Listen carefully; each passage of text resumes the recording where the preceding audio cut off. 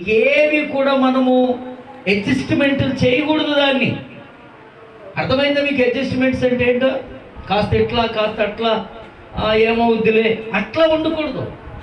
ఆయన ఏమి చెప్పారో అది మనం చేసినప్పుడు, ఆయన చెప్పినది చేసినప్పుడు అక్కడ ఏం జరిగింది? అద్భుతం జరిగింది, ఆశ్చర్యమైన కార్యం జరిగింది, మనుషులందరూ అబ్బురపడేటువంటి కార్యం జరిగింది అక్కడ.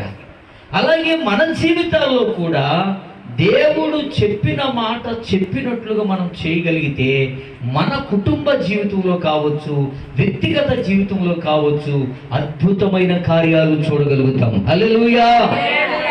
ఈ రోజున ఎన్ని సంవత్సరాల విశ్వాస జీవితంలో ఆధ్యాత్మికంగా బలపరచబడలేకపోవడానికి, ఆత్మ సంబంధమైన మేలులతో తృప్తిపరచబడకపోవడానికి, ఇంకా మన యొక్క ఈ వ్యక్తిగతమైనటువంటి అక్కర్లు సమృద్ధిగా సంపూర్ణంగా తీర్చబడకపోవడానికి కారణం ఏంటో తెలుసా?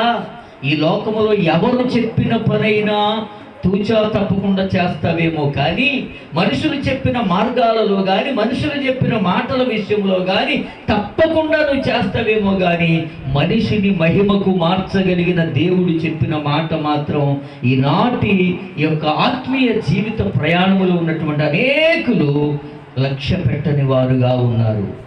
హల్లెలూయా. చూసారా? ఎవరైనా మీకు ఏదైనా ఒక మంచి మాట చెప్పారనుకోండి, అది మంచి మాట అని నీకు అనిపించింది అనుకో, ఏం చేస్తావు? దాన్ని ఆలస్యం చేయకుండా అనుసరిస్తావు కదా.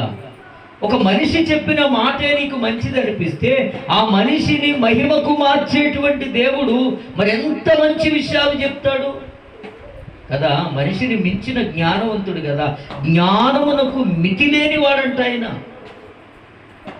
కదా. అందుకే భక్తుడు అంటాడు, జ్ఞానమునకు ఆయనే మితియులేని వాడని, దేవునికి స్తోత్రము గానము చేయుటయే మంచిది, మనమందరము స్తుతి గానము చేయుటయే